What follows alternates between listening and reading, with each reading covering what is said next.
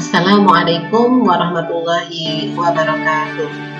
Senang sekali pada kesempatan pagi yang berbahagia ini. Perkenalkan, nama saya Suliwati Utami, SPDMA. Saya adalah guru bimbingan dan konseling dari SMP ITE Abu Bakar, Yogyakarta. Pada kesempatan ini, saya selaku instruktur PCD Batch 7 akan mempresentasikan mengenai materi penyesuaian diri. Materi ini ditujukan untuk siswa dan siswi SMP atau MTS kelas 7. Tujuannya untuk apa? Adalah tujuannya untuk meningkatkan kemampuan penyesuaian diri siswa selama di sekolah, dalam pembelajaran maupun dalam kegiatan sosial ataupun kegiatan yang ada di sekolah. Kemudian aspek perkembangan yang akan dibahas pada materi ini adalah aspek perkembangan nomor 10, yakni kematangan hubungan dengan teman sebaya. Kemudian tugas perkembangannya adalah yang pertama, mampu mempelajari norma-norma pergaulan dengan teman sebaya yang beragam latar belakangnya. Kemudian yang kedua, bekerja sama dengan teman sebaya yang beragam latar belakangnya. Jadi yang pertama mengenai norma, kemudian yang kedua adalah mampu bekerja sama antar teman sebaya. Kemudian kita lanjutkan terkait dengan pengertian penyesuaian diri. Penyesuaian diri merupakan proses yang meliputi respon mental dan perilaku yang merupakan usaha individu untuk mengatasi dan menguasai kebutuhan-kebutuhan dalam dirinya, ketegangan-ketegangan, frustasi, dan konflik-konflik agar terdapat keselarasan antara tuntutan dari dalam dirinya dengan tuntutan atau harapan dari lingkungan di tempat ia tinggal. Jadi penyesuaian diri merupakan respon mental dan perilaku individu untuk mengatasi hambatan sehingga dapat diterima dalam lingkungan sosial.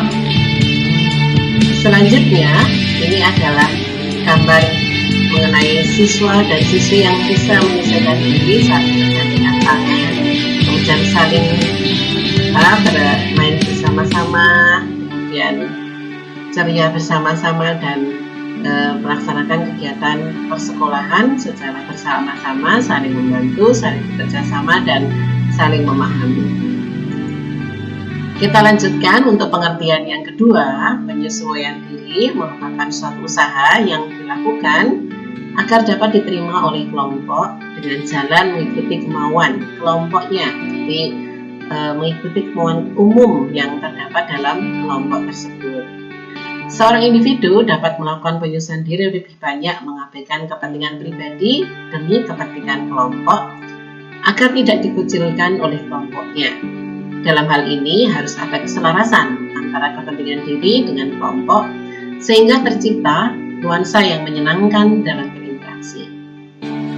Penyesuaian diri merupakan usaha agar kita selalu mengutamakan kepentingan kelompok, bukan kepentingan individu, agar kita dapat diterima, kemudian kepentingan kelompok tadi sesuai dengan aturan-aturan yang berlaku yang ada di sekolah. Jadi aturan-aturan yang positif, kemudian tujuan kelompok yang positif, yang membangun, yang meningkatkan potensi dan minat.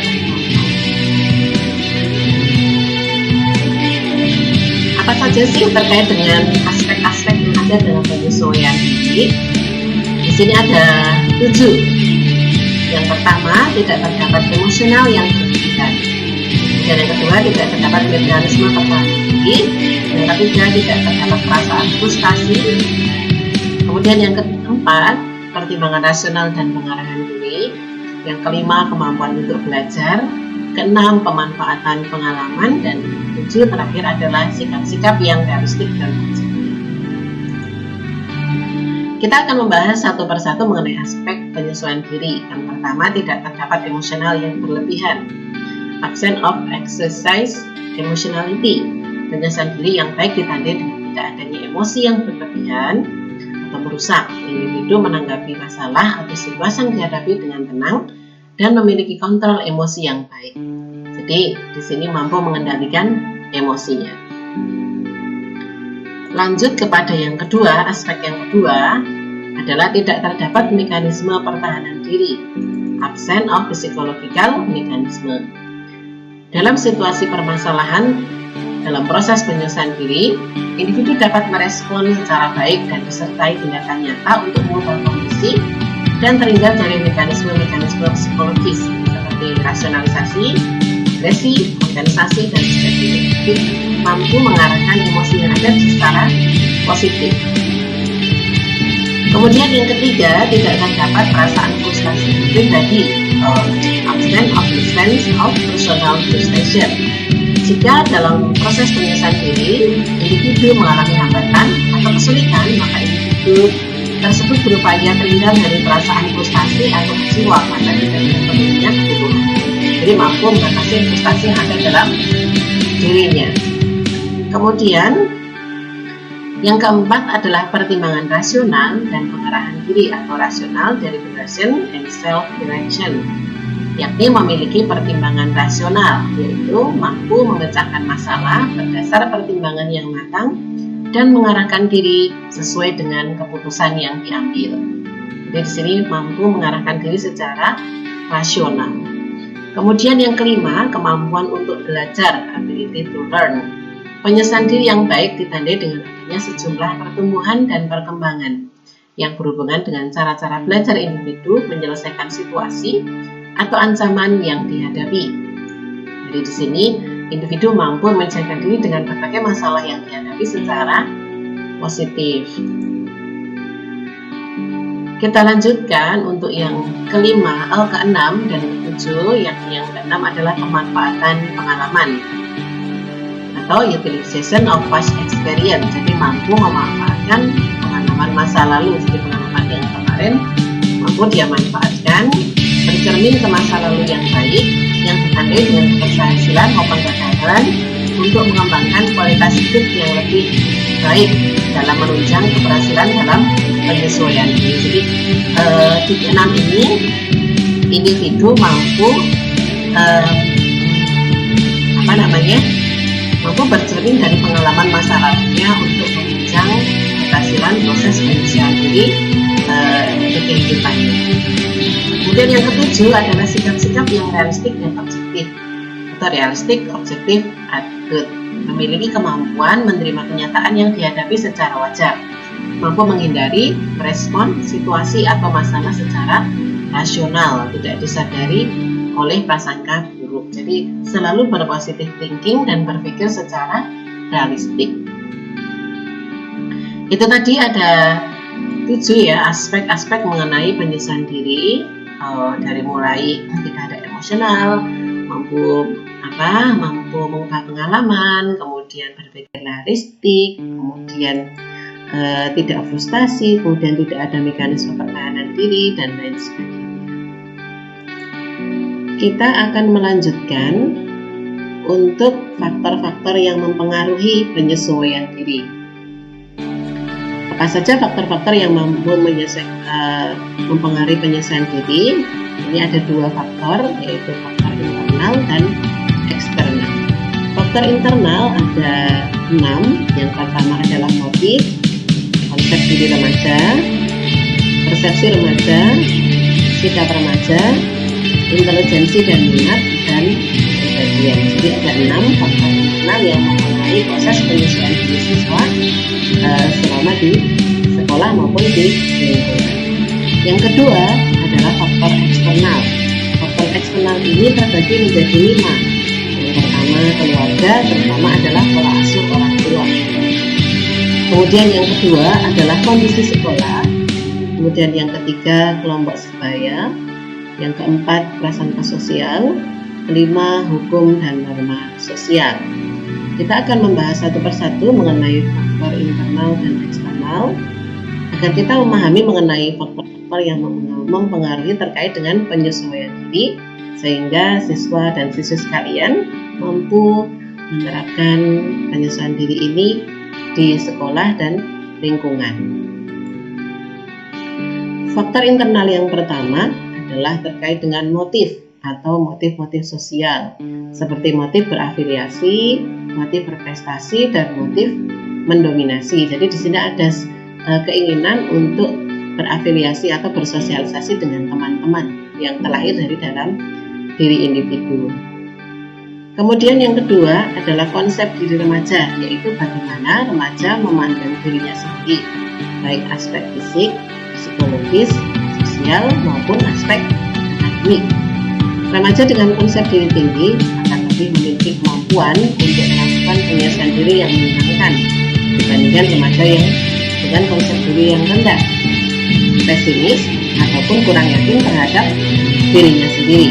Jadi di sini konsep diri remaja sangat penting dan berpengaruh terhadap kemampuan individu atau seorang siswa dan siswi dalam menyesuaikan diri di lingkungannya. Yang pertama adalah keinginan untuk sosialisasi, yang kedua adalah konsep diri remaja. Kemudian yang ketiga adalah persepsi remaja terkait dengan lingkungannya. Jadi persepsi diri ini yaitu pengamatan dan penilaian remaja terhadap objek dan kehidupan, baik melalui proses kognisi maupun afeksi untuk membentuk konsep tentang objek tertentu. Jadi di sini setelah ada keinginan, kemudian ada konsep diri, kemudian ada persepsinya remaja terhadap lingkungan. Nah, setelah itu yang keempat adalah sikapnya bagaimana. Sikap remaja yaitu kecenderungan remaja untuk berperilaku positif atau negatif.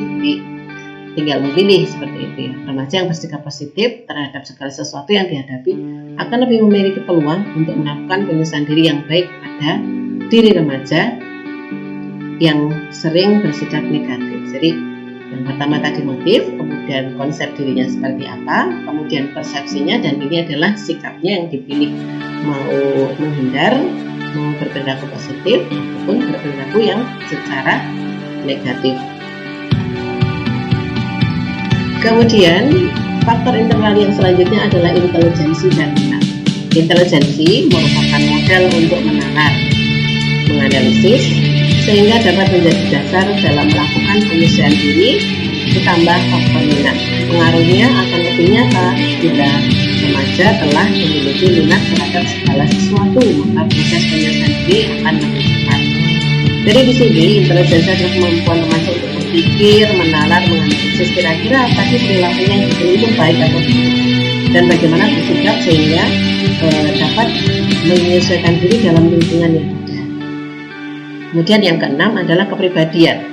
Pada prinsipnya, tipe kepribadian yang extrovert atau terbuka akan lebih mudah lentur dan dinamis, sehingga lebih mudah melakukan penyesuaian diri dibandingkan tipe kepribadian yang introvert yang cenderung kaku dan statis. Jadi kepribadian remaja yang extrovert itu akan lebih mudah untuk terbuka, menerima orang lain, kemudian mampu menyesuaikan diri dalam lingkungan sosial. Jadi faktor internal tadi ini terdiri dari 6. Yang pertama adalah motif, kemudian konsep dirinya seperti apa, kemudian persepsinya, kemudian sikap yang diambil, kemudian intelijensi dan minat, serta kepribadian. Jadi ada 6 faktor secara internal yang mempengaruhi proses seseorang atau individu dalam kemampuan menyesuaikan diri di lingkungan dan sekolah.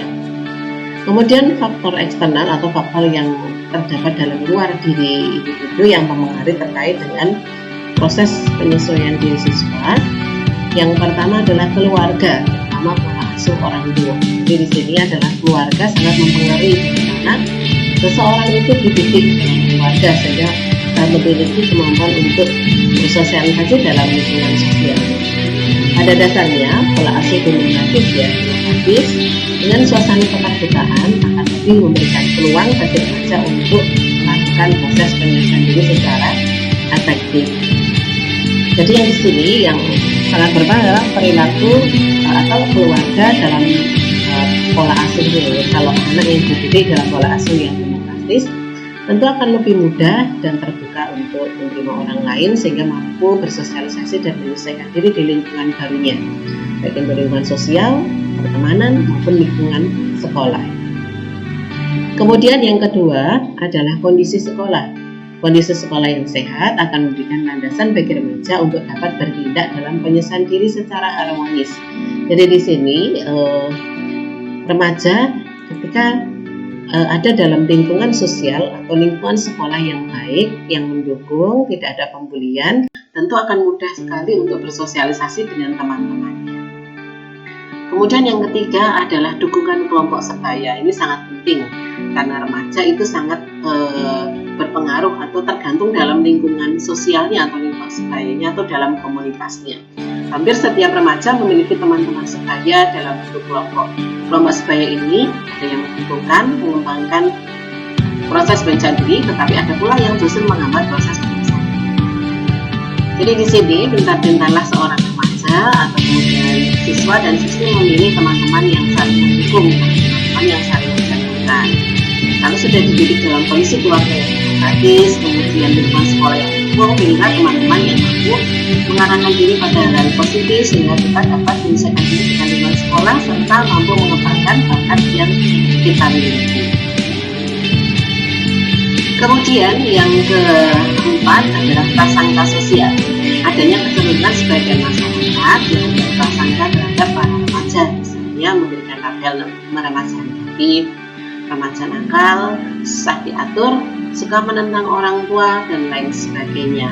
Prasangka semacam ini jelas akan menjadi kendala dalam proses penyesuaian diri remaja. Jadi kadang kita itu atau remaja itu bukan karena tidak mampu dan tidak mau, tapi karena ada prasangka sosial. Misalkan itu anak yang kurang pintar, itu anak orang tidak punya, itu anaknya lamban, itu anaknya seperti apa, yang persepsi-persepsi ini yang nanti menjadi penghambat atau prasangka sosial yang ada. Misalkan tidak usah ditemanin, itu anaknya tidak rapi, misalkan atau seperti apa. Kemudian yang kelima adalah hukum dan norma sosial.